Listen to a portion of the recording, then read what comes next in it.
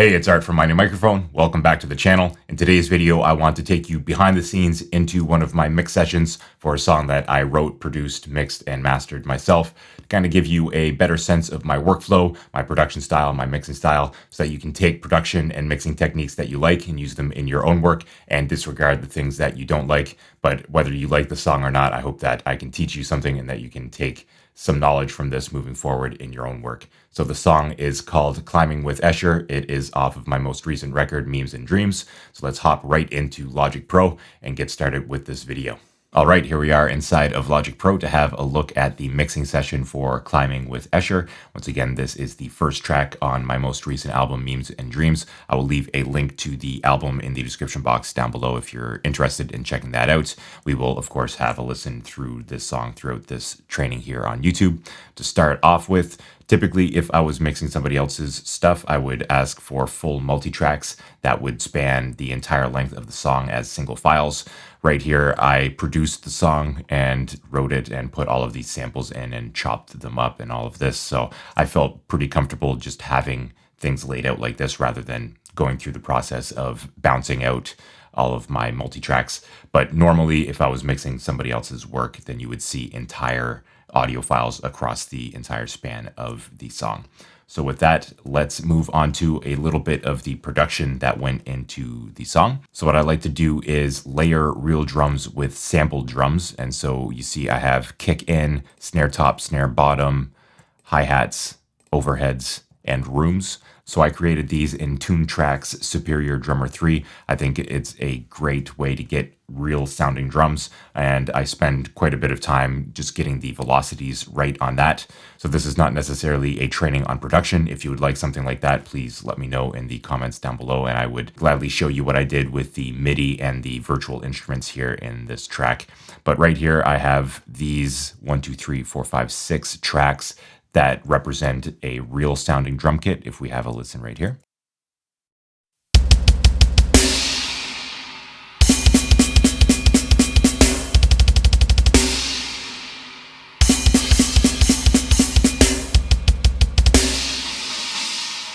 And then on top of that, I have my samples, which I'm layering on top. So I have a kick sample that I'm layering on top of this kick in, as well as brushes here, snare brushes that are being routed through the drum bus right here. And we will touch on our buses and our routing in a moment, but just moving on through the different tracks first. I then have my sort of perk or percussion samples, including my claps, my shakers, perk right here, which sounds like it's a little tambourine type thing. I've got hats reverse, drip sound, and then sample right here for a little extra percussion. Those are being routed to auxiliary percussion here on bus 8. And all of these were taken from Splice, if I am not mistaken, all of those samples. So moving on to the bass, we have a bass guitar right here, and then 3 808s. I'm affecting the 3 808s differently, hence why I have 3 different tracks right there. If we zoom in, we have 2 that are playing essentially the same thing, and then I have 1 that's reversing into the next hit right there. The 808s were created in Serum, if I'm not mistaken, and the bass guitar I actually took from the Logic stock library, the session bass, if I'm not mistaken. So this is actually a MIDI bass right there. I'm actually looking at investing in a J bass or a P bass, but I find that bass is something that you can kind of get away when you're mixing it a little bit lower in the mix with some MIDI. So in this particular track, I used MIDI bass in this case. The guitar L and guitar R, as well as all of the other guitars right here, I used my Jackson. So I properly tuned and intonated the guitar and then used that to record all of these various guitar parts, including distorted guitar up here, clean guitar down here, and then a guitar solo down here. Then we have the E-piano, which is just Logic's stock classic electric piano. We have a bunch of synths here, which I created using X4 Records Serum. So once again, if you're interested in more of the sound design or the virtual instruments and the production of this session, let me know and I'll make a video on that. For now, we are just dealing with audio and the mix, but I wanted to quickly go through and just show you what we're working with in the context of this mix. So to recap and have a look at our routing, let's open up our mixer nice and big here. we have our drums, which are being all routed to bus 1, which is our drum subgroup. Then we have our claps, our shaker, our percussion, more generally being routed to bus 8, which is coming in right here on our percussion aux perc subgroup. Now you can see that I have some additional auxiliary tracks going on right here, including my drum parallel compression, my snare canon reverb right here, and we will get to those momentarily. But moving on quickly, I have my bass right here being routed to bus 2, which is coming in here. So the bass guitar and the 808s are all being routed to the same bus or subgroup right here for the bass. Then I have my distorted guitars right here, all being bused to bus 3, which is the distorted guitar subgroup right here. And then we have clean guitars being routed to bus 4, coming in on the guitars clean. And then the guitar solo being bused to bus 5, the electric piano being bused to 6, synths on 7. And you see here that everything that is not being bused to a proper subgroup is being bused to bus 33, which is coming in here. This is the mix bus. You can see that I have some extra processing right here, but for the mix, I was mostly concerned with just some mix bus compression right here with the SSL comp from Waves right here. All of this other stuff right here was either for referencing or for collapsing to mono or making it seem like I was listening on a crappy speaker rather than on my headphones or my studio monitors, or for loudness, for bouncing out and referencing outside of the studio.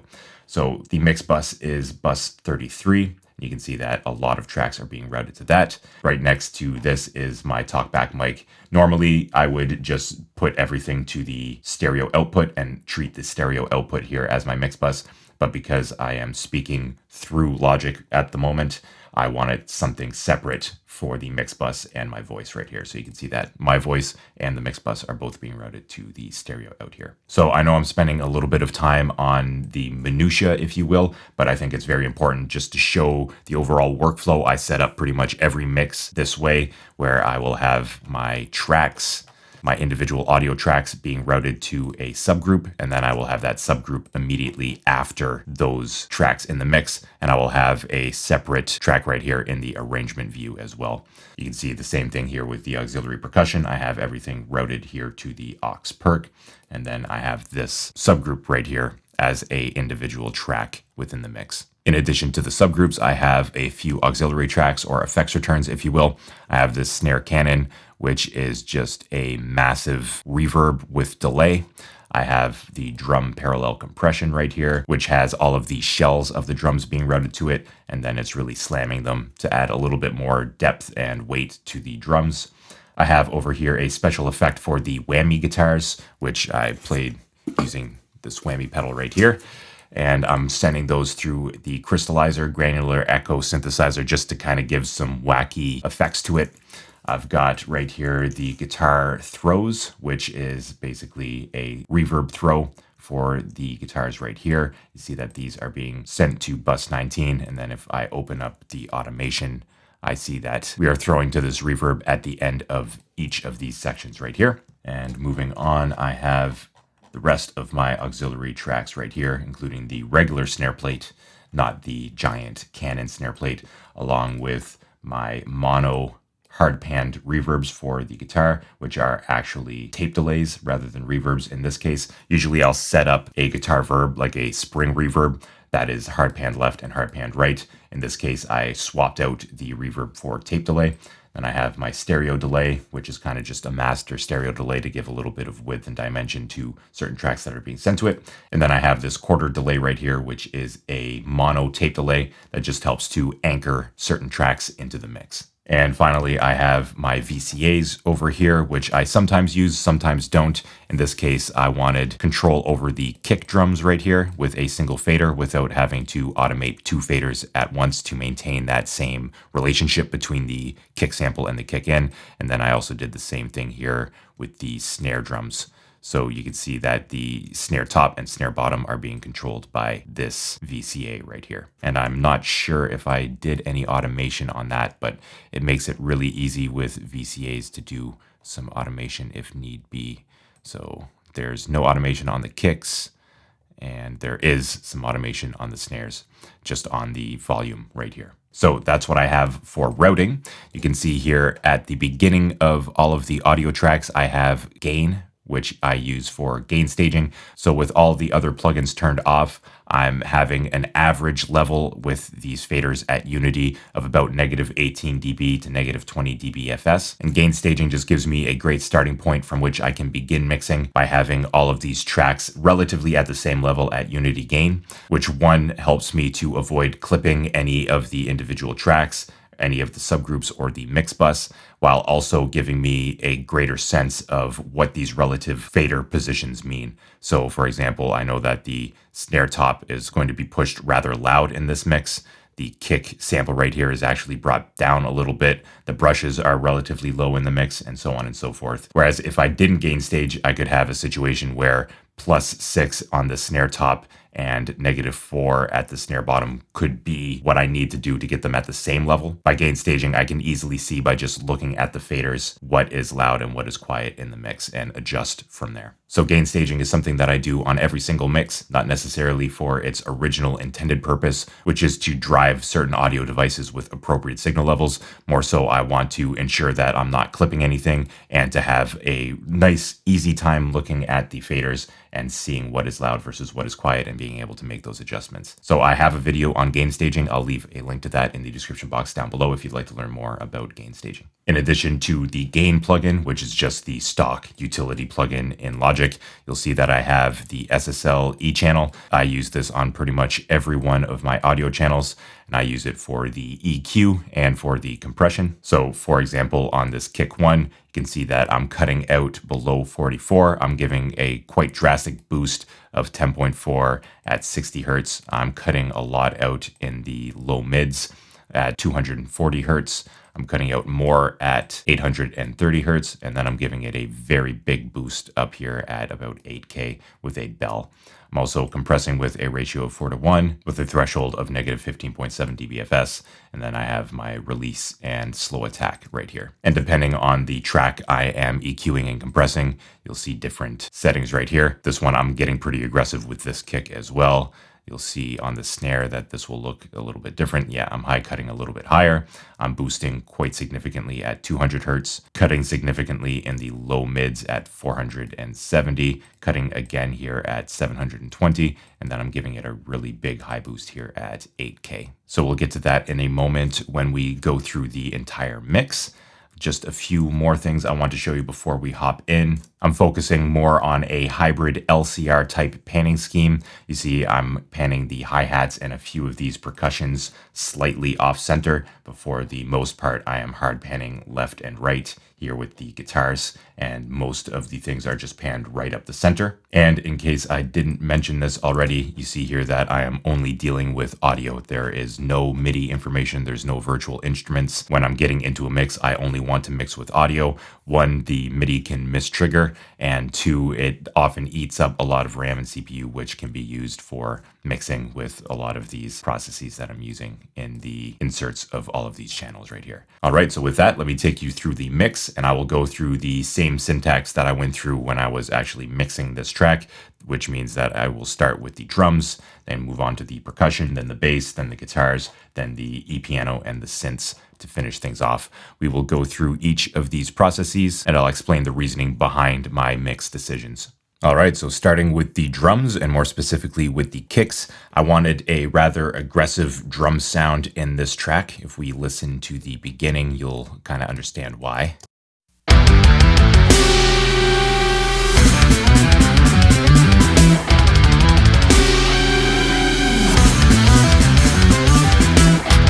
Now, this mix is a little bit bright to my ears now. I mixed this maybe a half a year ago, but there's a lesson to be learned in that in and of itself, that we should always be improving our skills as producers and as mixing engineers, and that it's not unlikely that we will return to mixes that we've done in the past and nitpick our decisions and kind of know what we would do different and what we would do better in these mixes. So that's something to take into account. I would probably mix this a little bit differently now, but I still want to go through and explain the sort of thought processes here in the mix. So with that sort of aggressive intro with the bassy guitars and the bass, of course, with the 808s. I really wanted the kick drum to poke through.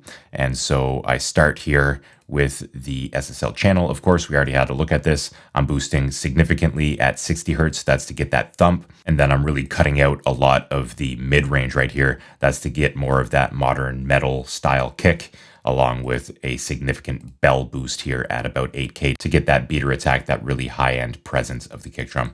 I am low passing at 13.8 kilohertz right here just to get rid of some of that very top end, especially when I am boosting quite significantly here at 8K.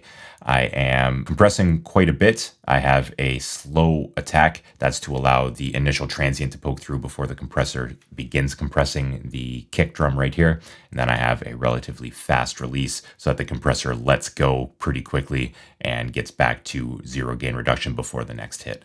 So if we have a listen to the kick right here, with and without the SSL channel strip.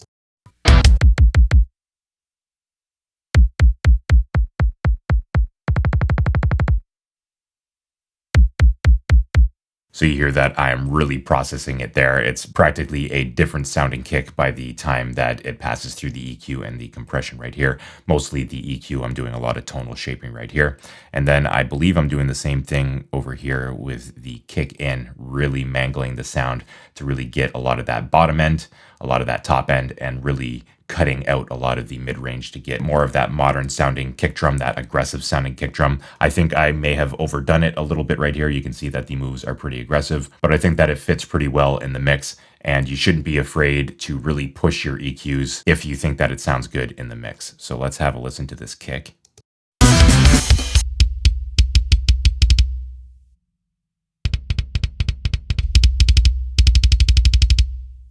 So with this engaged, I think that that suits the song much better with that high-end boost, low-end boost, and then the cuts in the mid-range right here. Additionally, I have a channel EQ just to give a little bit more of that attack right here at 2680. I believe these are both the same on the kick sample and the kick in. They are almost the same. There's a little bit more of a cut right here on the kick sample at 238.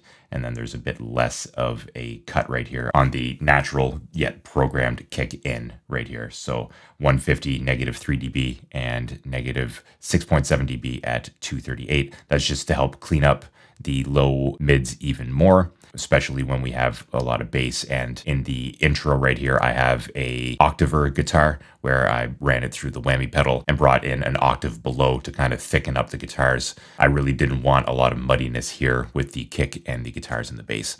So that's why I used that EQ. And then I'm running the kick drums through my favorite saturation plugin right here, Saturn. That's just to add a little bit more presence to the kick drum. Saturation really helps to enhance the harmonics of a signal, and that helps the kick drum in this case to stand out and be a little bit more present in the mix. So if we have a listen with and without these Saturns on.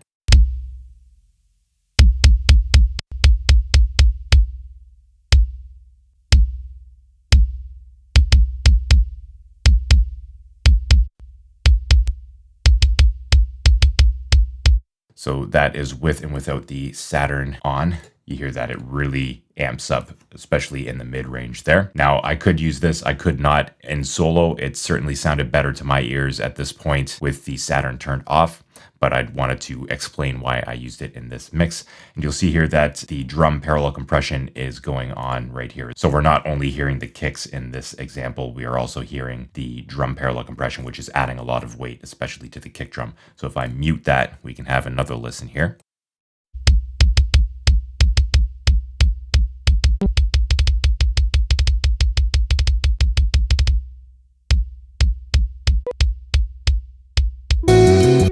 So it almost sounds distorted when I bring in the Saturn II right here. That's not necessarily a bad thing in the context of this mix. I would probably get rid of it in this section right here where it gets a little bit more smooth jazz, so to speak. But in this mix, I kept it on in this case. So that is Saturn II and saturation on kick drums more generally. I like to use that just to help bring up the presence a little bit and help the kick drums be heard on smaller speakers. We can hear these nice and fine in the low end on headphones or in my studio monitors. But when I take it out and listen to it on, say, my iPhone speakers, the kick drum is often lost, and so I will often put a little bit of distortion just to help it be heard on smaller speakers. Moving on to the snare, let's have a look at the snare top and the snare bottom. You see that I am high passing at 123 on each of these. I'm giving a wild amount of top end to these channels. Then I'm cutting some of the low mids.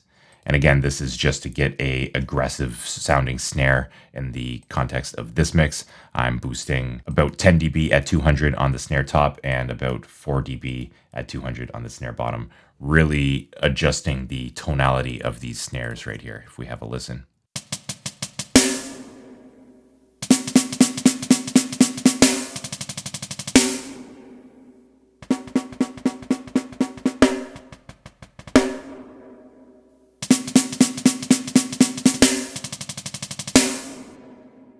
So it makes them sound much more aggressive and really cut in the top end.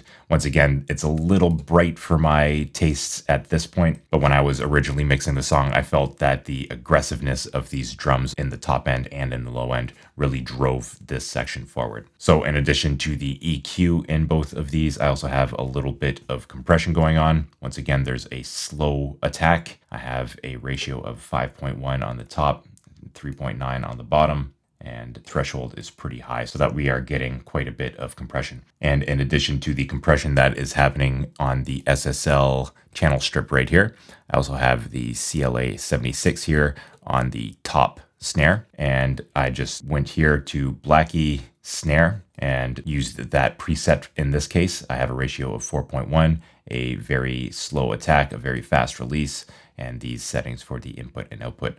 This is an emulation of the 1176 by Yuri, and I really like it for shaping the sound of percussion and for snares in particular. So let's have a listen to the snare top by itself with and without this 76 emulation.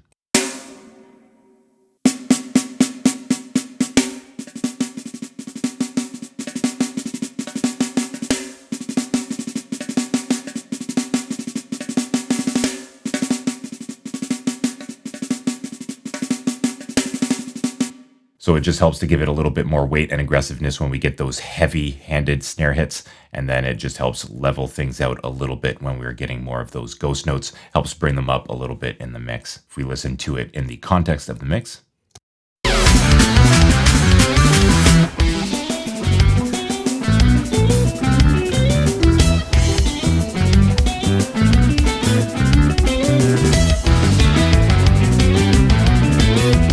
this one's a little bit more subtle, much more subtle than the EQ moves being done here on the SSL channel strip, but just a little something I like to use on my mixes to help bring up the snare a little bit and to give it a little bit more weight, especially when the snare has a lot of top end like we do here in this mix. On top of that, I have another Saturn II. Once again, this is my go-to saturation plugin. I'm driving this relatively hard with some warm tape.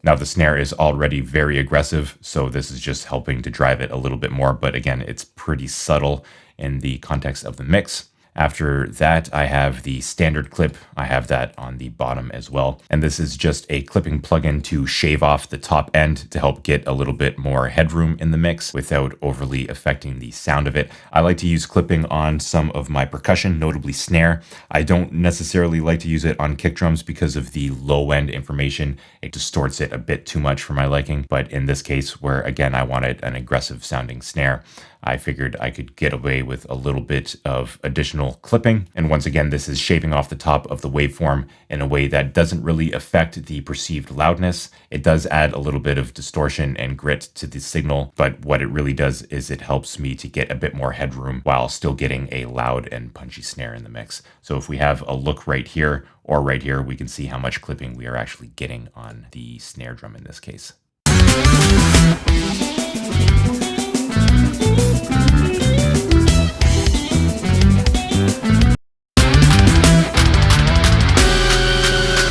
So we're only getting about 6 dB at the very top. You saw there that there was quite a significant amount of clipping happening on the heavy hit at the very ending right here.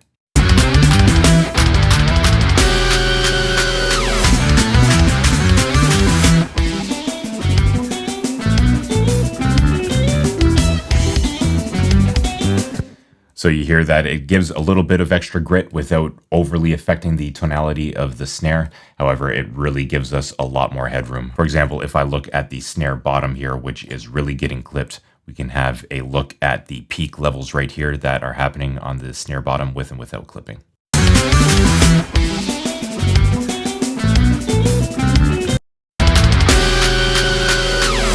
So we've got negative 15.7 with clipping and without. Negative 6.1. And so we're getting almost 10 dB of additional headroom on this individual track, which compounds throughout the entirety of the mix without necessarily affecting the perceived loudness of that snare. I don't always use clipping, but in this case where I wanted to push things pretty aggressively, I certainly adopted some clipping here on the snare drums. And then the snare top, I just put a little bit more transient shaping right here, which I was experimenting with and ultimately ended up not using right here. This is a nice free transient shaper by Kilohertz. I'll leave a link to this and all of the other plugins in the description box down below. In addition to that, I have the snare cannon, which is being automated up and down. So here in the intro, I'm basically bringing the snare cannon in when this big snare hit happens, and then I'm bringing it out at this point right here. What I'm doing here is I'm running it through just the stock stereo delay from Logic, the stock space designer. This is Logic Pro's impulse response or convolution reverb. Then I have this channel EQ right here just to cut out some of that low end, bring up a little bit of the top end. I am distorting this a little bit or saturating this a little bit with Saturn II, actually quite a bit, almost 80% drive. Then I've got a little bit of stereo width happening. This is another great free Kilohertz plugin, the Kilohertz Stereo. I'm just adding a little bit of width there. And then I have this gain plugin right here.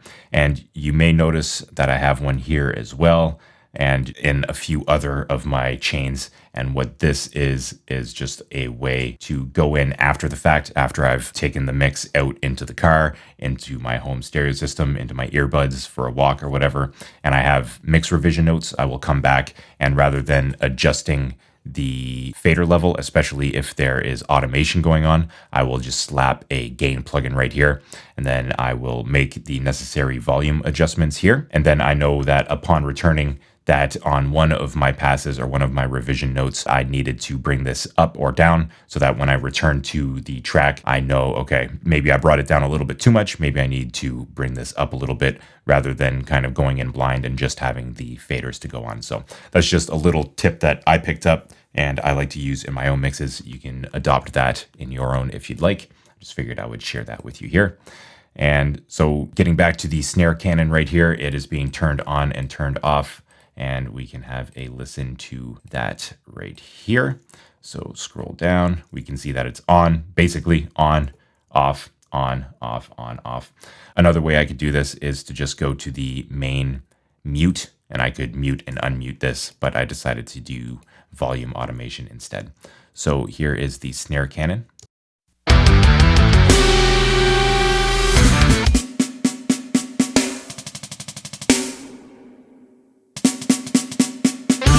So I've got the delay first in line. That's going to give me a sort of ping pong effect where I've got a eighth note on the right side, a quarter note on the left side, and then I'm driving that through a reverb.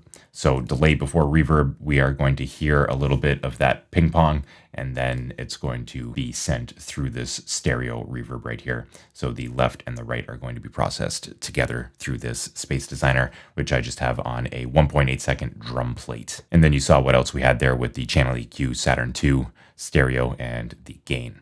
So on top of that, we have the brush. Now this is a sample. We can have a listen to this right here.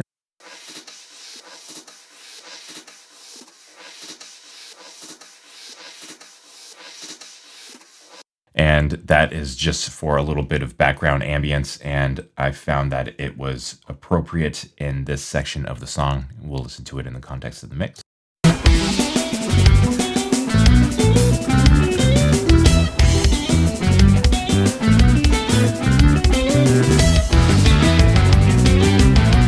Here it is with the snare.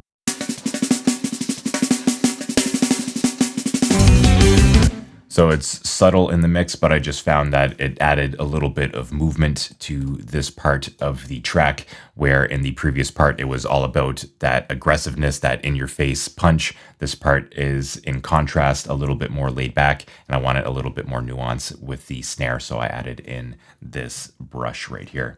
Same thing goes for the ending section right here. And I'm not doing a whole lot to it here in the SSL channel strip. I'm just high passing it at about 309 hertz right here. I should mention here that the high pass filter or the low pass filter aren't perfect ideal filters. It's not like everything below 309 hertz is cut from the signal. There's actually a pretty gradual roll off right here. And so, for example, getting back to the kick drum, if I open this up, I have a high pass at 44, but it's not like everything below 44 hertz is cut out of the signal. It's as if there's a gentle roll off after 44 hertz. So that's just something to mention there on the SSL channel. Moving on, we have the hi-hat. I'm not doing too much to the hi-hat here, just a high pass filter right here at 350. That's the maximum that we can get right here. Cutting out a little bit of 930, boosting a little bit at 1K, and bringing up a high shelf of about 6 dB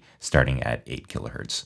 So let's have a listen to just the hi-hats. I have them pretty low in the mix. Usually I don't mix the hi-hats too heavy because the overheads pick them up quite nicely, but we can have a listen here anyway.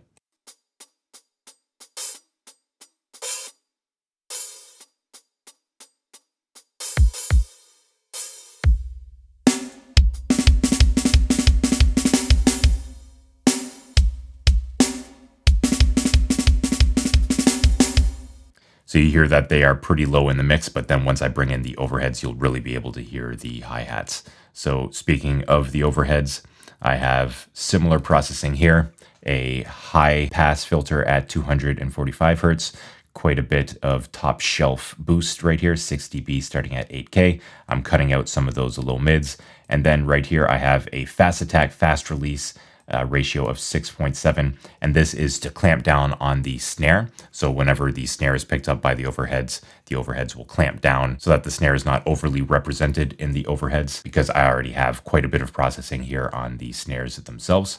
Let's have a listen to the overheads here.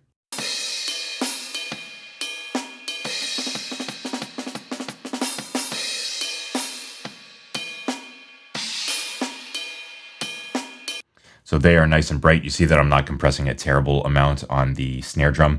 You also notice that there is a little bit of compression happening when there's a kick involved. You see here that there is quite a bit of automation going on, volume automation, and I'm just driving up these big cymbal hits in the beginning. Again, just trying to get maximum impact in that intro, and then a similar thing going on right here at the end.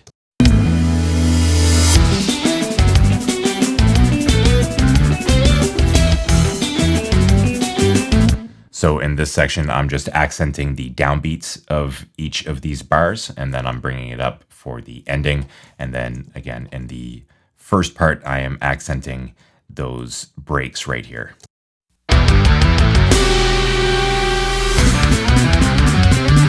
Just to help bring up the crash cymbals in the mix. One thing I skipped over here is the automation for the snare drum. So once again, this is the snare VCA, so that is controlling with this single fader the balance of these two together without altering the balance of these two snares, the snare top and snare bottom. And this is just to basically play with the dynamics. At the beginning, we are gung-ho trying to get an aggressive snare sound. Then we're bringing it back a little bit more laid back here. And then in the guitar solo right here, I have a little bit more playing around with the volume of the snares. And this is just to accent certain fills and to bring them in and out, playing alongside the guitar.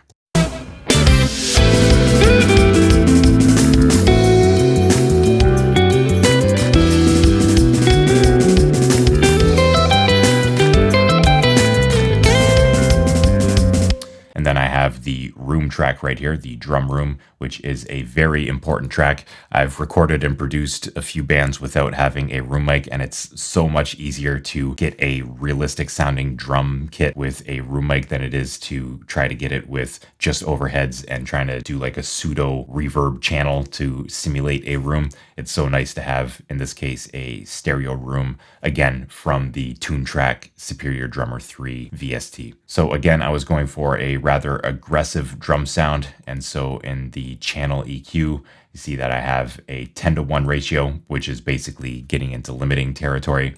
I'm high passing at about 80, low passing at about 12K. I'm actually taking out quite a bit of the top end because there was a little bit too much bell on the ride. I'm bringing out some of that low mid range right here. And on top of the compression that I have right here, if we have a listen, we can see this dance around. So I'm getting about 6 dB of compression right here. And then I'm also running it through the CLA 76 right here. And I'm using the preset Rock My Room under Blackie. There's no shame in using presets if it gets you where you need to be that much quicker. I love using presets on especially the CLA 76. I can just go in here, Rock My Room. This is very aggressive compression. You see that we have a relatively slow attack, fast release, and we are on the all button right here for the ratio. So this is almost hard limiting, but in a very analog sense. So it really crushes the signal here. We can have a listen to that.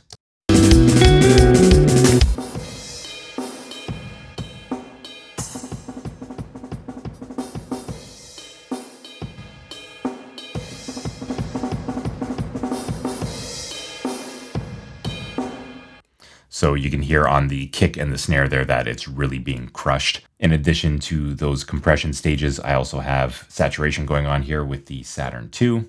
We've got a drive at 83.7%.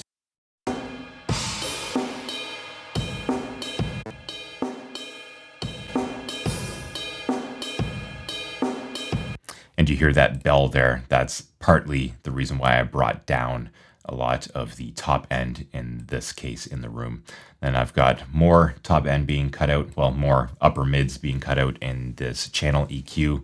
And then I've got the Pro Q3, which is taking out quite a bit of the sides information and leaving more of the mid information in the drum room mic here. So those are all being fed into this drum bus right here. The drum bus is being processed by this SSL comp, where I have a slow attack to help bring out those transients, and then I just put it on auto release. A little bit of makeup gain right here, 1.1, and here's the threshold. Then I'm also clipping the entire drum bus a little bit, and that is to help level off the peaks of the signal even after this compression right here. I had somebody reach out and ask why I did compression before clipping.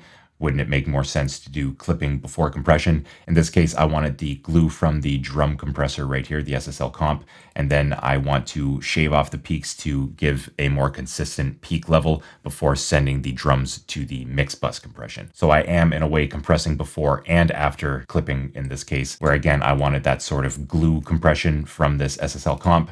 And then I'm using this clipper right here to shave off the tops and get a more consistent peak level. And then I'm sending it through to the mix bus compressor, which is another instance of this SSL comp right here. So let's have a listen to what these drums sound like. We'll start from the beginning.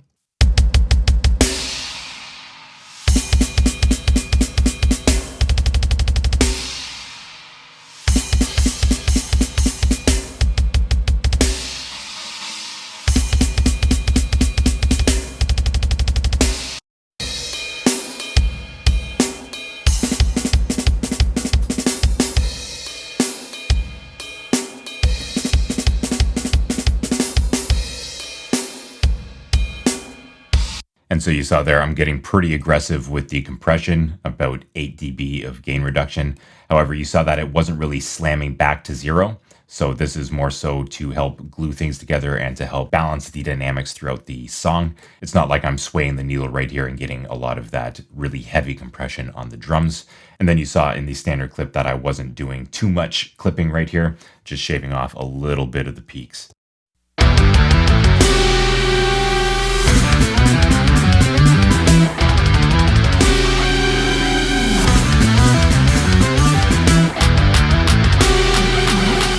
Let's listen to this with and without.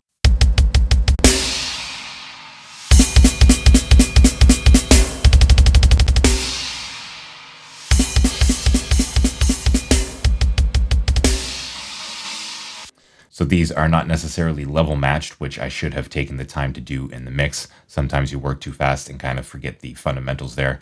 I always teach that we should be level matching, and in this case I didn't, but you heard what the effects were of the compressor and the clipper right here. Then in addition to that, I put on a channel EQ and then didn't end up using it whatsoever in the mix. So there may be a few instances where you see plugins in the mix that I'm not actually using, and that is why I want to go through each of these tracks and open up each of these inserts to give you a better idea of what I was doing in this mix. So moving on, we have our drum parallel compression bus right here, which we see is bus 12 being fed. And we see here that I am feeding the overheads a little bit, which is not something I normally do. Normally, I just reserve this for the shells, but you see that we are sending the kicks and the snares to bus 12. These are being sent at unity, and then I have the hi-hat being sent -6.8, and the overheads are also at unity right here.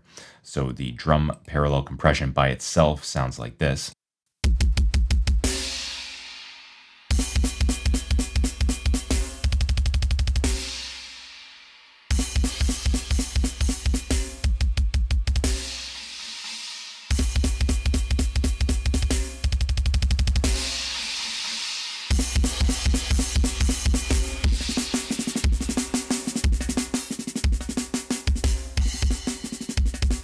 So I have the auto release right here, which is kind of pinning it a little bit more than I usually would in the case of parallel compression. But you hear there that what I'm trying to do here is just slam the drums and then mix them back in with the original drums. So let's bring in the drums right here, and then I will mute and unmute the drum parallel compression. Now, because I have the individual tracks being sent, I need to solo those and not just the drum bus. So if you are using Logic, that is something to note as well. So here we go.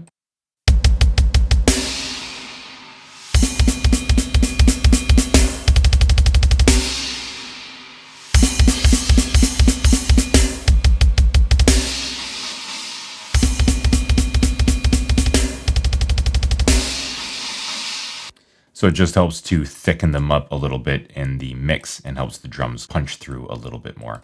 Again, I would probably go a very fast release to get even more punch out of this. But in the final mix of this track that made it to the album, I had it on auto. When it comes to getting the maximum punchiness out of the drum parallel compression bus, even though we are really crushing the signal, we want relatively fast release times, and the attack times can be a bit slower to allow that initial transient to poke through, but even faster attack times can sometimes work a little bit better in the parallel compression right here. Faster attack times can really distort the transients, which can help or not help in the context of the mix. You'll have to use your ears and figure that out for yourself in the context of your own mixes. So moving on, we have our percussion, and I'm going to bring this clap down right here. And so we have 9 tracks all being routed to bus 8, and then bus 8 is coming in on this auxiliary perc right here. I don't believe I did too much with the SSL channel strips right here. See that I'm taking out quite a bit of low end. This is on the shaker, taking out a little bit of the mid-range there, 2.3 at 1.62K. Let's go over here, bring this up. The clap, again, taking out a little bit of that low end, giving it a bit more top end, as well as additional 3.8 dB at 5.28K. And then I'm taking out some low mids or mid-range right here at 780 Hertz. I believe I'm doing something similar for all of these claps. Yeah, some more top end, a little bit out in the mids, and then taking out that low end. More claps right here. Similar thing. We already looked at the shaker and these perks right here. Similar thing. And then I am also EQing, high passing the entire auxiliary perc bus or subgroup, as well as sending it through a bit of clipping right here and a bit of saturation just to help give it a little bit more grit. So if we were to listen to the auxiliary perc right here,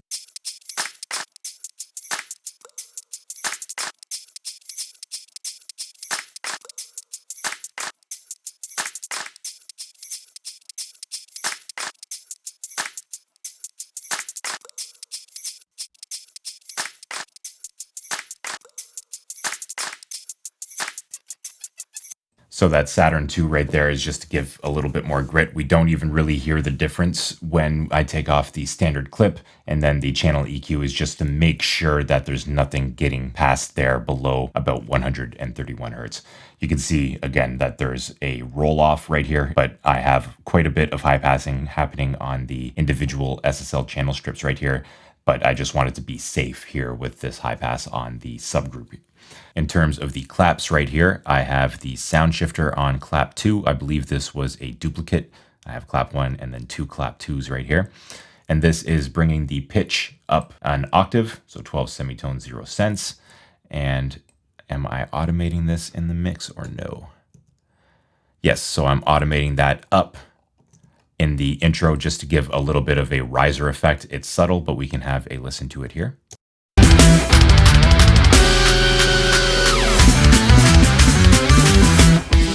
And in solo.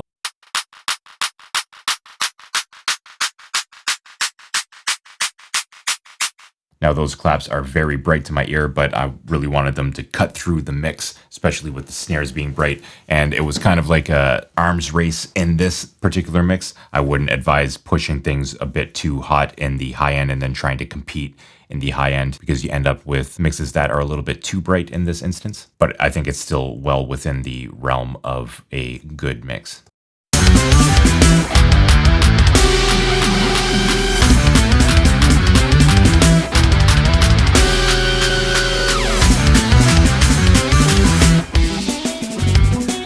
So just as a little riser to bring us into that second section, and you can see here that we are sending these to the stereo delay, which we will get to momentarily.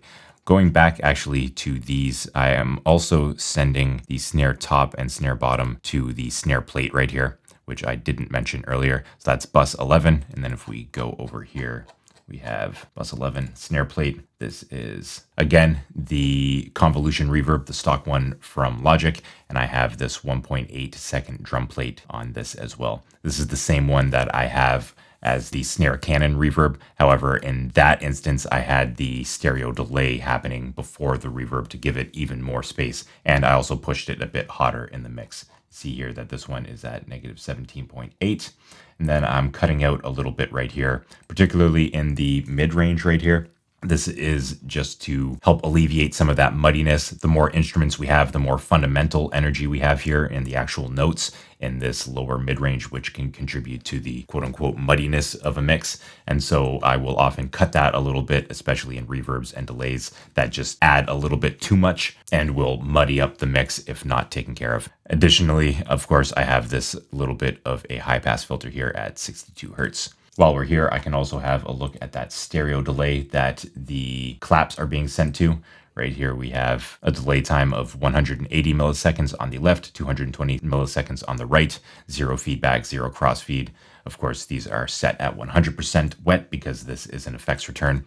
And this is typically what I will use for my stereo delay.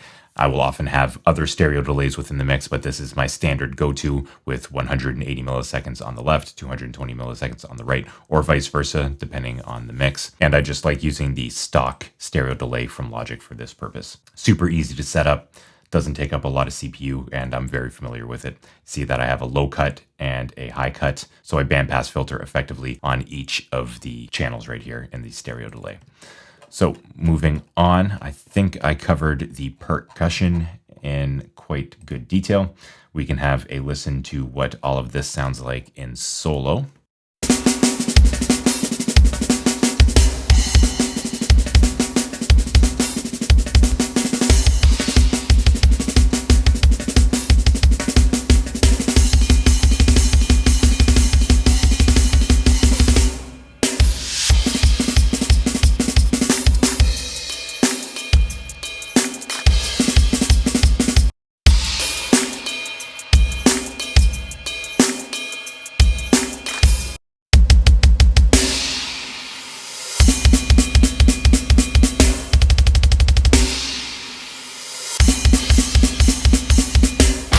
All right, and now we can bring in the bass right here. And the bass, again, is just the session bass stock in Logic. The virtual instrument, I have this in mono. and I have the gain, of course, for gain staging purposes. Then I run it through a multipressor, which is used to very much compress the low end versus the rest of the frequency bands, just really helps solidify and keep that very low end consistent throughout the mix. So we can see it in action right here.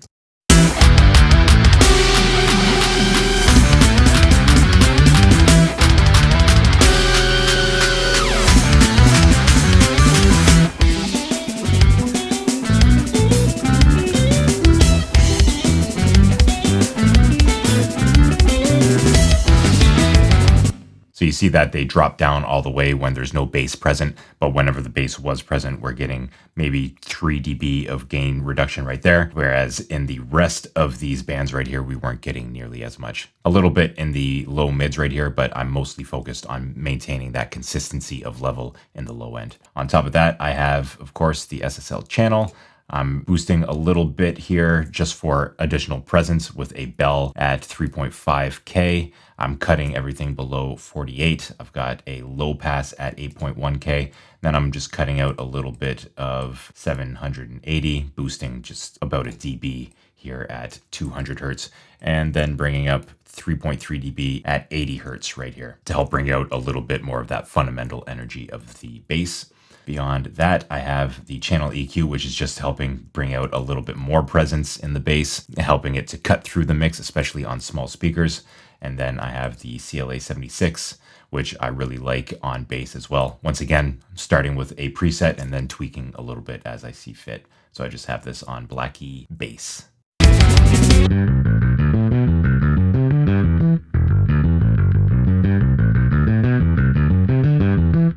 So it sounds a little bit uncanny on its own, but in the context of the mix,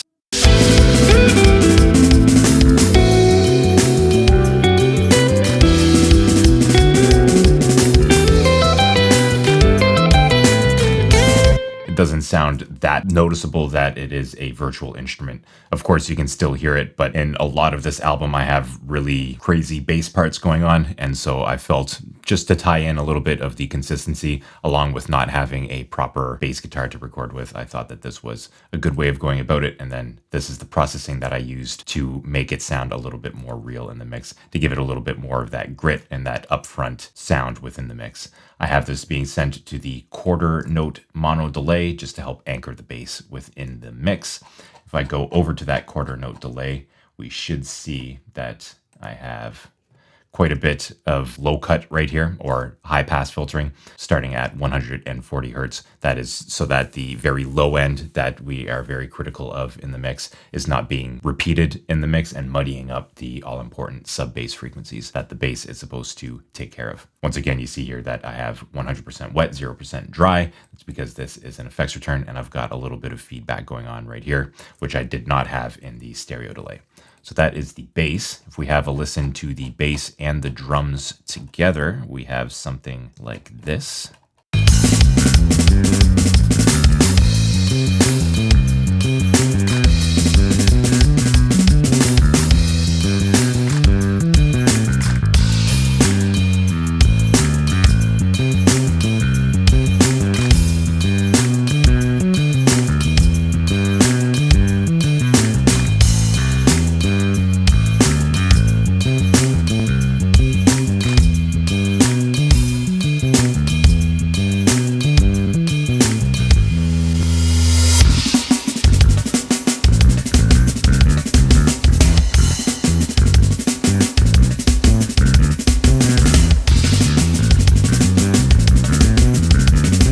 So even just with the drums and the bass by themselves, it sounds a little bit uncanny. Like you can tell that it is a virtual instrument, but with the guitars on top, I think that it is masked pretty well.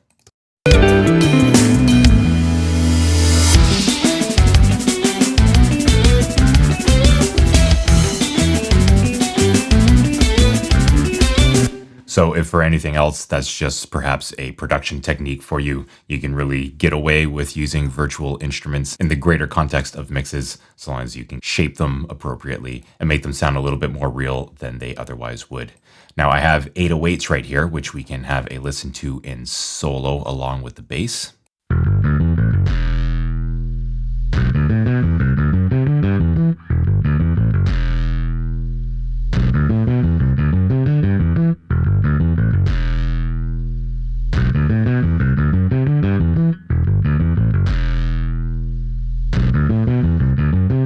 So you hear there that I really distorted the hell out of those 808s right there to bring out a lot of that mid-range energy. I really wanted those to be able to be heard on smaller speakers. I don't just want that low-end sub bass that you can only hear on subwoofers. I really wanted this to be part of this aggressive intro once again, so I really distorted them quite heavily. See that I'm cutting out a little bit of that low end, a little bit of the low mids on each of these. And I have Saturn II, which is driving the top end with old tape, really getting gritty with 100% drive. And then the low end, I'm toning it back a little bit because I don't want too much distortion in that low end, but I really want to drive and get a really aggressive sound in the top end. So that's why I used old tape emulation right here to really get that nastiness in the top end while keeping the low end a little bit more tame, relatively speaking. If I was to solo these back,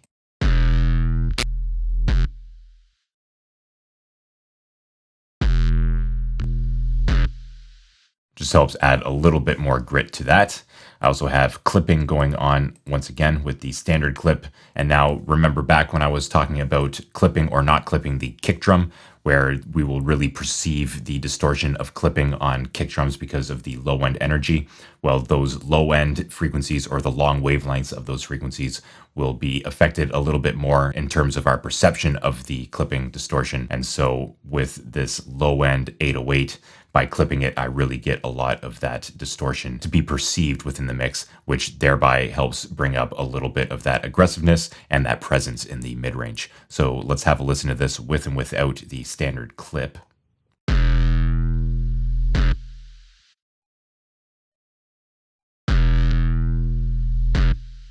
It's still relatively subtle, but it does add a little bit more grit while also, again, helping us to maintain proper headroom because this is a very loud part within the mix. And so I wanted to make sure that I could push the levels quite a bit when it came time to mastering or even for loudness maximization for referencing outside the studio with the mix. And finally, I have the Dark Glass Ultra right here. This is one of my go-tos for bass guitar and also for 808s in this case. This is a emulation of the Dark Glass Ultra pedal amplifier. Right here, I have the blend all the way up, drive all the way up, and let's have a listen to what this sounds like on the 808. I will toggle this on and off.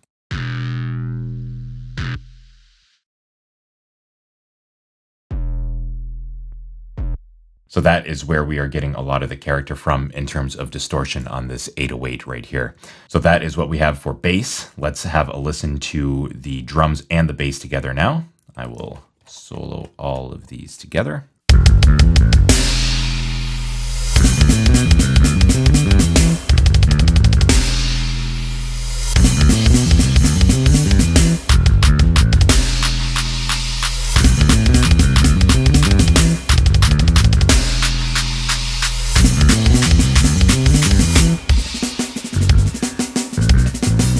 I should note also that the bass bus or subgroup right here is also being affected by Saturn. This is in mono, so there's no stereo information in the bass.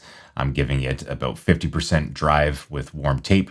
This warm tape saturation or tape saturation more generally will apply a lot of odd order harmonics. So that is the third harmonic, the fifth harmonic, seventh harmonic, which can really give a grittier sense or a more characterful sense of distortion versus more even order heavy type distortion like tube saturation. So that's just a little aside there. I have a video on the types of saturation I will leave a link to in the description box down below. But I have the saturation here affecting all of the basses that are being sent through this bass subgroup, and then I am limiting them with the trusty Pro L2 from FabFilter. You see here I'm giving it 19.3 dB of gain, but I'm also bringing down the output by the same amount. So this is really just to control the peak levels of the basses right here. If I have a listen back, we can see this in action.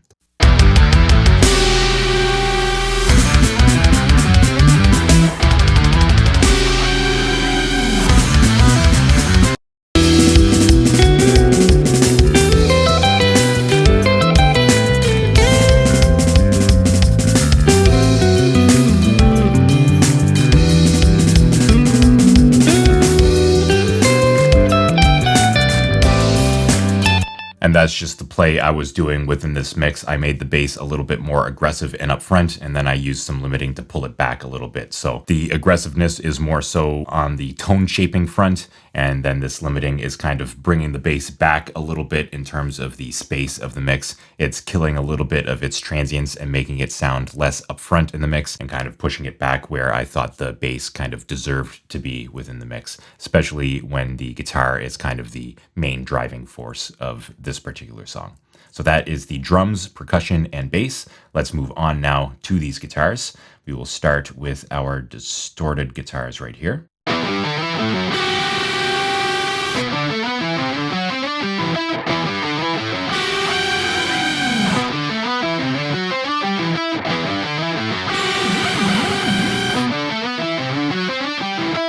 So you can see here that I have LCR panning going on with these guitars. I will start off by going through the guitar 1, L, and R. Let's have a listen to these.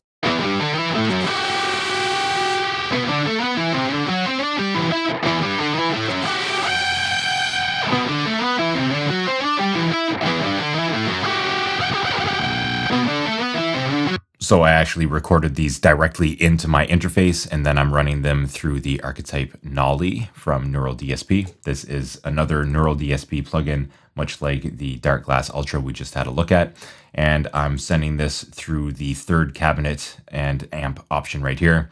And I don't have too much going on in terms of the settings right here. I just added a little bit top end right here in the highs. And I didn't really touch too much else. And I thought that this gave me a great sound for these guitars. I will toggle the amp simulation on and off for you.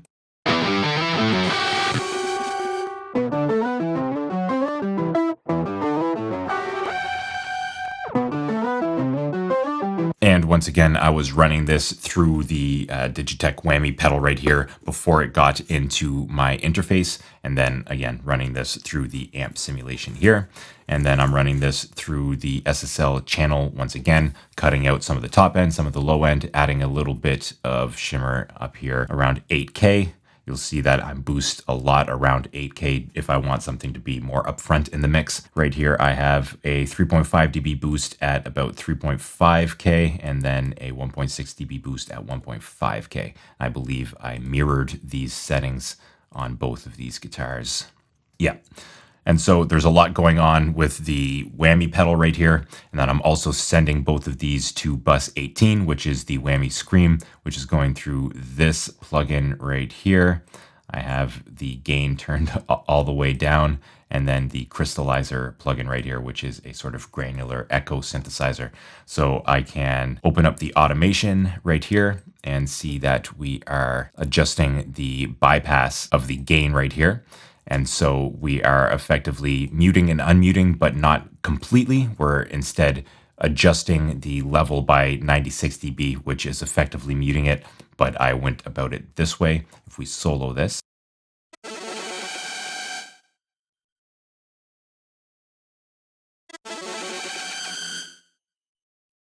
That's just to give a little bit more special effect. I'm not going to get into granular echo or granular synthesis in this video, but you can see here I've got the wet mix all the way up. I'm adjusting the pitch by 12 by 1 octave, so 1200 cents or 1 octave or 12 semitones. Then I've got splice settings, delay settings, and all of these set up just to give a little bit more width and craziness to that whammy kind of terror chord there, the minor ninth chord between these runs right here.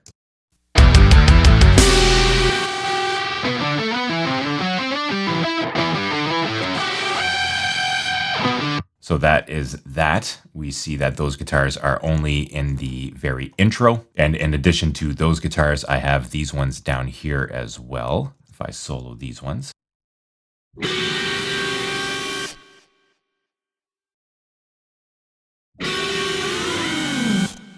And these are just to give a little bit more craziness to that break between the runs. And you see here, I am sending this one to guitar verb L, this one to guitar verb R.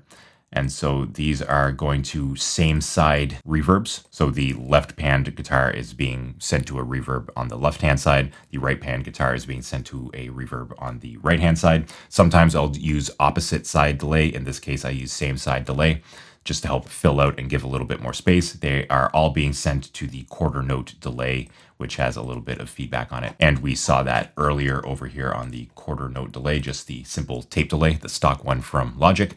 And then right here, yes, it's not actually a reverb. It is a tape delay that is on the left-hand side or the right-hand side right here. And actually my labeling is off. I actually am using opposite side delay in this case because the guitar verb L, which should be called guitar delay R, and guitar verb R, which should be called guitar delay L.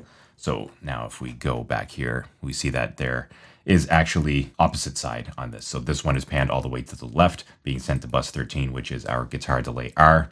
And then this second one right here is being sent to bus 14, which is guitar delay L. So we have opposite side delays, sorry about that, on these guitars right here. And in these two right here, I have sound shifter open up once again. If I open up the automation, we can see that these are being automated upward right here. So I have this track being started at an octave down, 0.5, and then every time it goes up a little bit more until it reaches an octave above what it should be. There's actually no automation happening on this one. I think I just duplicated this one over and then got rid of this automation in this case. On top of that, I have the micro shift right here from Sound Toys. This is a sort of chorusing plugin just to help widen things out a little bit. On top of that, we have the decapitator on punish mode to just make things absolutely ridiculous and crushed.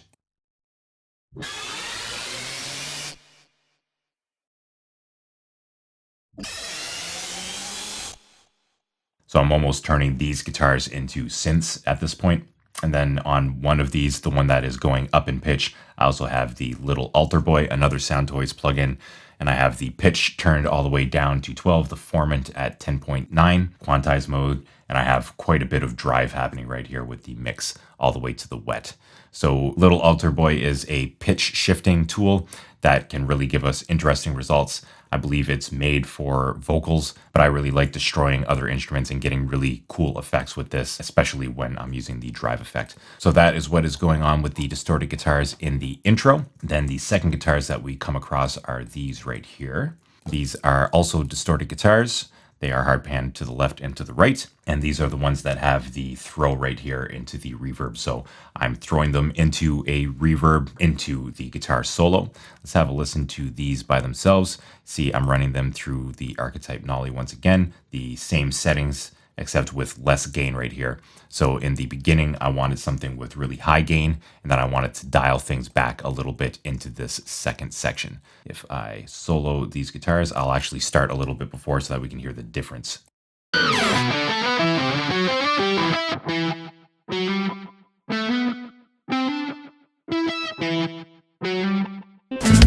And so after the archetype Nolly right here, I have the SSL channel strip. I'm taking out some top end, some bottom end, boosting a little bit around 8K. And I believe I have the same settings for both of these guitars. I don't see why I wouldn't. That is correct. And then I don't usually do this, but I have a tape delay actually inserted on the channel strip itself versus having it being sent to an effects return that has a delay on it. And I just have 15% wet with low cut of 60, high cut of 6600. And a little bit of feedback right here. So we just heard these in solo and what they sound like. There's a little bit of delay on them. And in the context of the mix, this is what they sound like.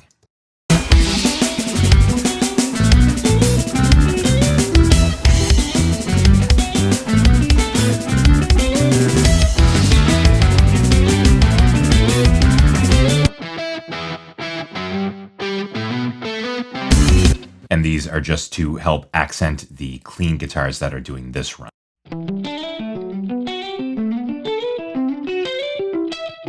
And once again, this throw that's happening right here, if we go all the way to the ending, we can open up the automation, solo these.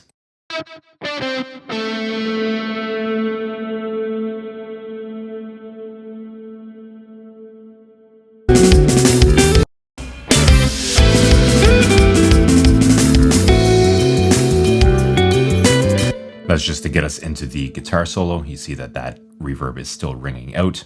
And here I just have the Space Designer convolution reverb with 2.2 second old spring. I really like the sound of spring reverb on guitars. I don't really like it on too much else, but the old guitar amps that I've been able or fortunate enough to play that have spring reverb in them with a real physical spring. I just really dig that sound. I think it's been a part of the history of guitar, and so I really like, when possible, using spring reverb, whether in a real physical guitar amplifier or in a plugin like this one. So that is that distorted guitar, and I think that that's all we have for this session. Yeah, we see that it comes back in here at the ending.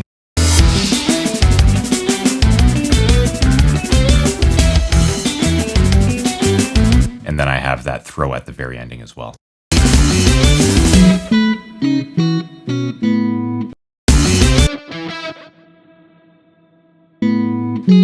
So just a little bit of reverb there at the very ending that we are adding in.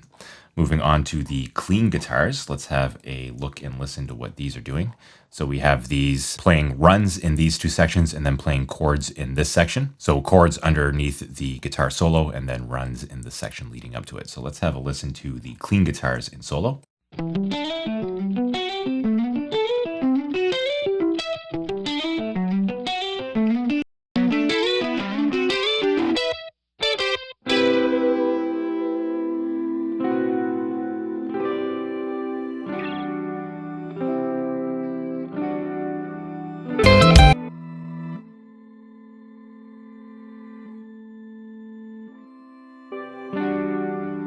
All right, so starting off, we have these two guitars right here, panned hard left and hard right. We see that they are being sent to the stereo delay each, and then the left panned one is being sent to the right guitar delay, and the hard right panned one is being sent to the left guitar delay. So these are opposite delays once again. We already had a look at those effects returns right there, and these are being fed through the same Nolly archetype right here. This again is one of my favorite guitar plugins. We are using the first amp right here and the fourth cabinet. I have quite a bit of gain, but this is a relatively clean amp compared to the third one that we were using on the distorted guitars. I won't get too much into the settings here, but they are the same for both of them. I have them both going through the SSL channel strip, and right here I'm really maxing out their tone. I normally wouldn't do this, but I think that it was just really lacking tone. Let's have a listen to what these sound like with and without these channel strips right here.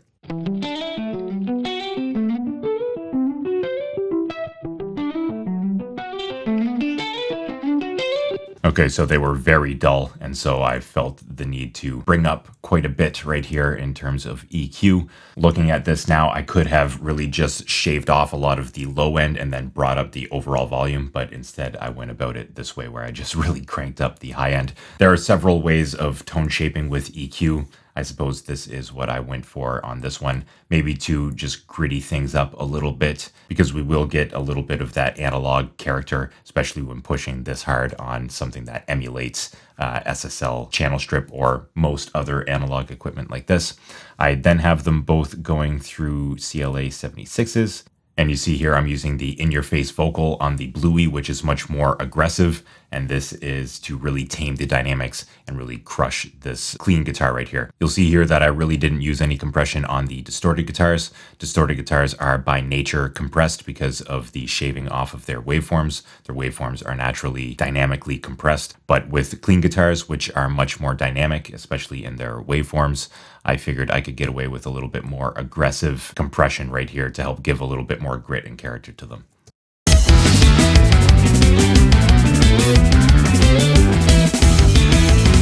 And then if that wasn't enough, I'm also sending them through the decapitator. Of course, I'm not sending too much drive through this. I've got it on the triode setting right here, which emulates a triode tube style saturation or distortion.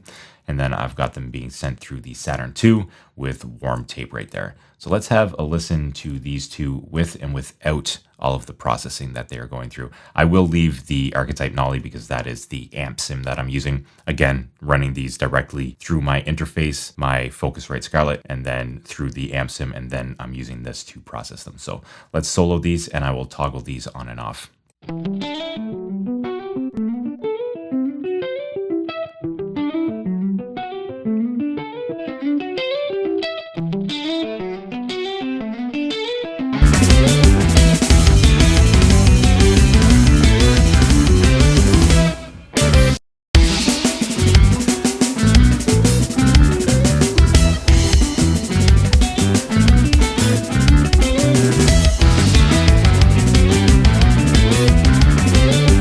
so perhaps playing with that arms race of top end right here with the SSL channel strip, but you heard that these guitars were a little bit buried when I didn't have that high end boost happening right there. And also I'm having the boost happen before the compression, so I can get away with a bit more aggressive boosting, knowing that the compressor will sort of tame it out a little bit. And I have rather aggressive EQ going into rather aggressive compression. So really over processed, but I was kind of going for a more gritty tone on these guitars right here. I suppose I could have gotten that through the Archetype Nolly with these pedals right here, the overdrive and the compressor. However, I decided to go about it that way. And of course, I didn't go through and put the Archetype right here and then open this, drive these up, then put on the compressor. Then it was more of a cyclical, okay, I'm going to make a touch here and then a touch there and a return to it. And mixing is much more cyclical than it is linear. So again, I didn't go through and set each of these up in order. I kind of went through and tweaked it until I found a tone that really I felt worked within the context of this mix. So beyond that, I have a harmonizing guitar right here, which is being sent through this EQ to take out a little bit of those muddy frequencies and to bring up a little bit of the mid-range. And then sending it through this Tone King, which is another Neural DSP plugin. You can see the trend here that I like these plugins. And what I'm doing here is I've got it sent through the lead channel, and I've got these settings right here. No reverb, no tremolo, and we can have a listen to what this sounds like here.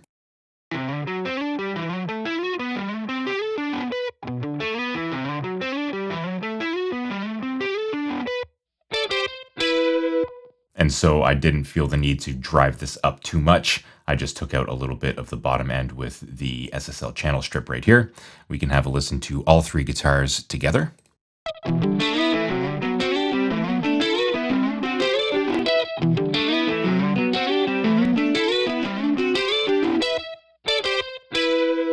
Listening to them in solo, these guitars are really quite harsh. I would probably get rid of this Saturn II if I was remixing this.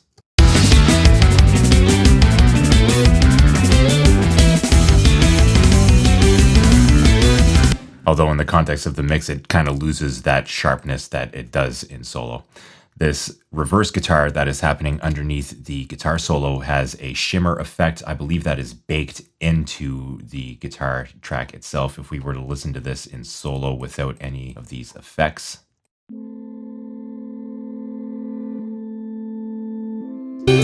So it's got a shimmer type reverb going on, as well as a reverse effect obviously going on that has been baked into the signal. And then I have this being run through the gain plugin right here, as well as the SSL channel strip, of course, where I am taking out some top end, taking out some low end, really boosting at about 8K, taking out quite a bit at 780 Hertz. And then I am doing some more EQ right here. You can see this curve right here. So really trying to drive this forward in the mid-range and take it out a lot in the lower mids. And then I've got the Haas effect right here. This is another, again, great free plugin by Kilohertz. I used a lot of the Kilohertz suite, or the Essentials, I believe it's called, the Essentials bundle from Kilohertz in this album when I was mixing it. And this is to give a sense of the Haas effect, which is a stereo widening technique that I like to use in mixing. I have a video on the Haas effect. I will leave a link to that one in the description box down below. So here is what this guitar sounds like with the processing I have on it on the mix.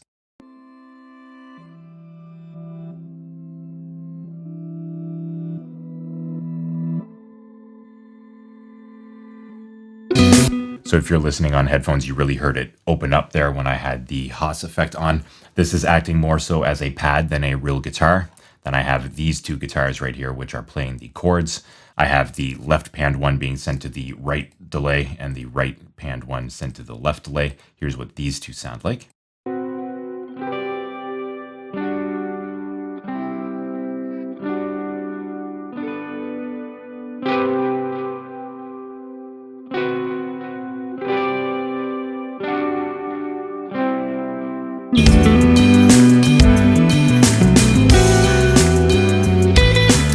So that is the guitars, the clean guitars, as well as the distorted guitars.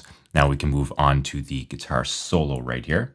Oh, I should mention that I have a little bit of EQ going on the clean guitars right here, just as a bus process on the clean guitars themselves. And moving on to the guitar solos, we have 2 tracks right here. This last one is just a little bit of a harmony to the main guitar. If we solo these.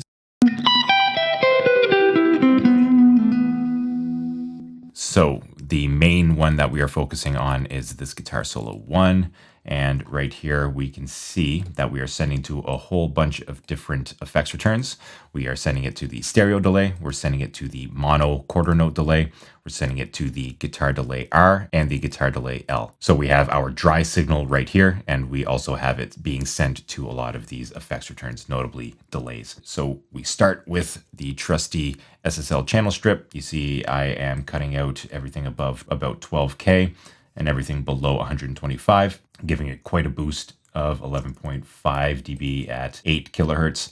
I'm going to be honest, in my mixes nowadays, I would never boost this much in guitars. I would try to get the tone better at the source, but in this case, I felt it necessary to do it this way. I have another 4 dB, which is even a lot for my mixes now, happening at 3.5, and a little bit of compression right here just to help maintain the dynamics of the guitar solo.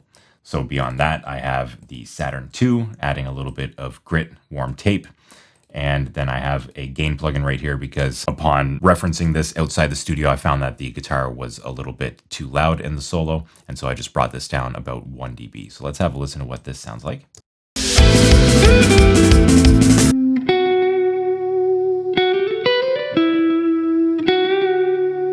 You can hear all of the delays happening right here. If I was to solo these, then it would be much drier.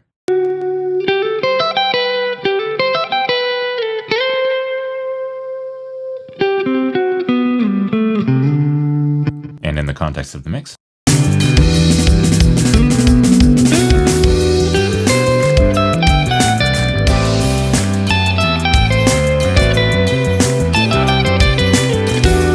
And you see that there's quite a bit of automation going on right here just to help fine tune those dynamics throughout the entirety of the guitar solo. So in this case, I kind of treated the guitar solo similarly to how I would treat a vocal. It is the main focal point of this part of the song. And so I was sending it to quite a bit of delay right here. It's panned right up the middle. I'm giving it a good amount of compression right here, which I think I glossed over.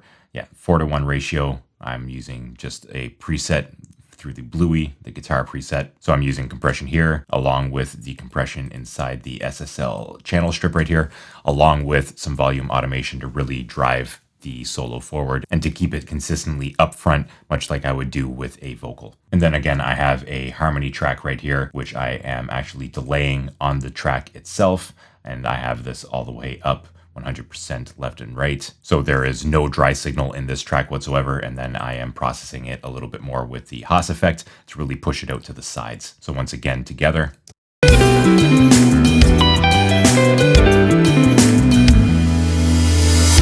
So it's almost imperceptible. It's pretty subtle. If I was to bring this up, you would hear this almost as a delay that is harmonized with the original solo.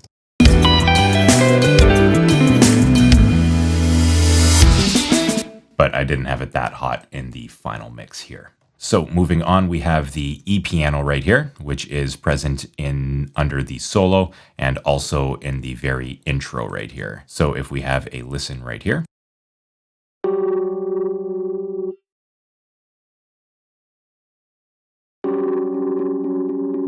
So it's just helping to solidify that nasty chord in the beginning. And then we have nicer chords right here underneath the solo where it's playing along with the guitar chords right there, just in different voicings.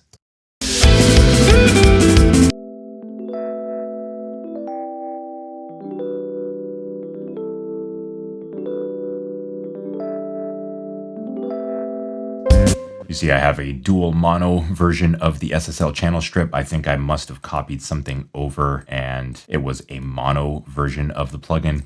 You see that the settings are identical right here. I'm cutting everything below about 160 hertz. I'm giving a 3.7 dB boost at 3K. I'm taking away about 2 dB at 820 hertz right here, and no compression on this E piano in this case. So I don't believe there's any automation on here either. So yeah, we have it playing nasty chords in the beginning and then nicer chords toward the end underneath the solo. There's not a whole lot to say about the E-piano in this. Again, this is just the stock electric piano from Logic. I think it sounds great right out the box. I didn't have to do too much to it. And it's not playing a lead role by any means. It's very much playing a supportive role, so I didn't feel the need to process it all that much.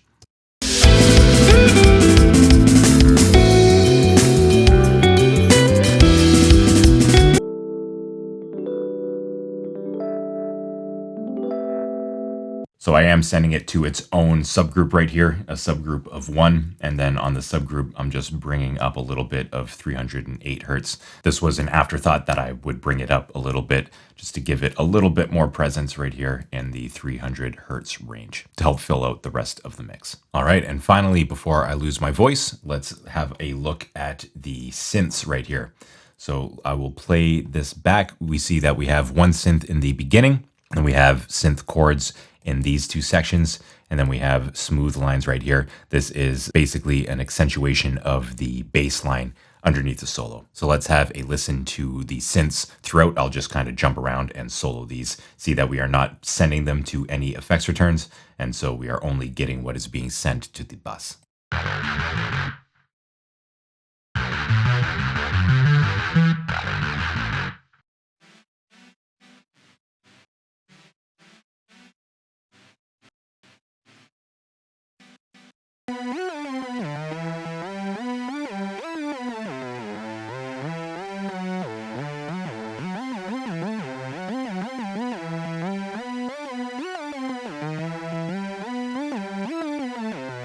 So a few different kind of supporting elements here with the synths. They are all being gain staged right here. You can see that they are all being also sent through the SSL channel strip. Right here, the first one, I high passed at 74. I'm giving quite a significant boost at 8K. I'm cutting a little bit at 2.4 or 2.5K. I'm boosting about 8 dB at 1K. And this is something that I will usually do with synths. We can really get away with EQing them quite drastically because they aren't natural instruments to begin with. So there is a lot of opportunity for tone shaping with synthesizers. See here that I have a dual mono version of the SSL E channel, but again, they are the same exact settings for the left and the right in this case. And then this first one, I'm also sending through the Dark Glass Ultra. We can revisit this one. And we see that the level is set at about 1 o'clock. The drive is all the way, and we have a blend right here. So we are basically doing some parallel processing where we're getting a little bit of the dry synth signal, and then we're getting a little bit of the dirtied up, distorted signal that is being sent through the Dark Glass Ultra right here. So let's have a listen to this once again, and I will toggle these things on and off. The EQ right here, I'm taking out more in the low mids, and then I'm boosting a little bit right here at the 3220 hertz frequency band there. So let's have a listen here.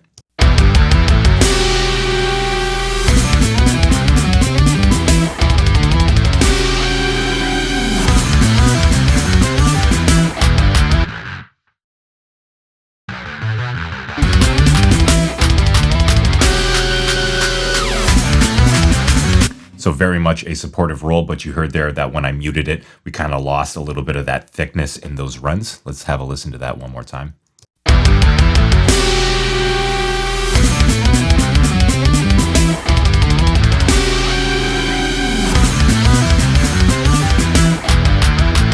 So again, doesn't really draw attention to itself, but it does help fill out that line in the mix. This next one right here, these smooth lines, let's have a listen to that in the context of the mix.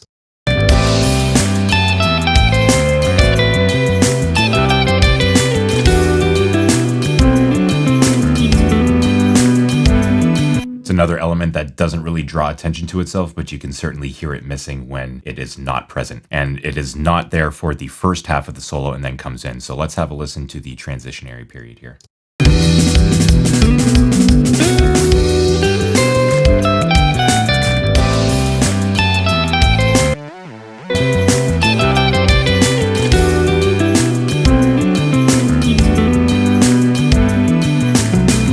Once again, these were all made in Serum. They are all very much sawtooth-based synths. This second one right here is being sent through another instance of a dual mono, but we have the same settings for the left and the right.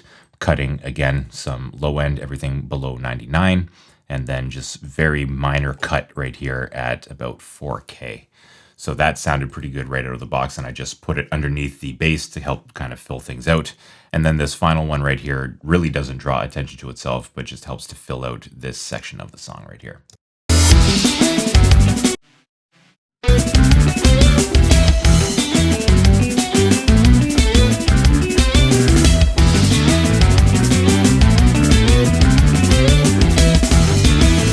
So it is barely there whatsoever. It just helps, again, to fill things out a little bit.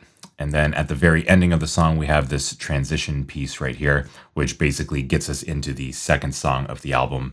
And this is just a cut from the second song as a duplicated intro and bridges the gap between the first and second song. This is a sort of album that doesn't have breaks between the different songs. They're all relatively short and they all kind of fit together. So you see here that this is not being affected whatsoever by any inserts right here, and it's not being sent to any effects returns.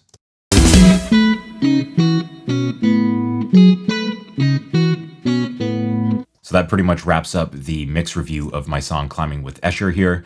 I showed you how I went through my routing, how I used my processes right here, all the different plugins I used, and what I would do differently now if I was to mix this song now versus 6 months ago when I originally mixed this.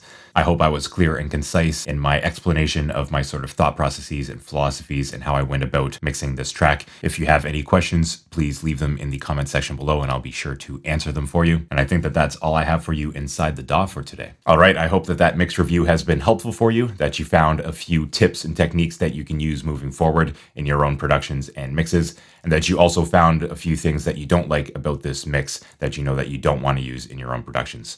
Either way, let me know in the comment section below and we can get a dialogue started about all of this. As always, I like to be upfront with my work so that you can make a better judgment on your end whether or not you should be taking advice from me.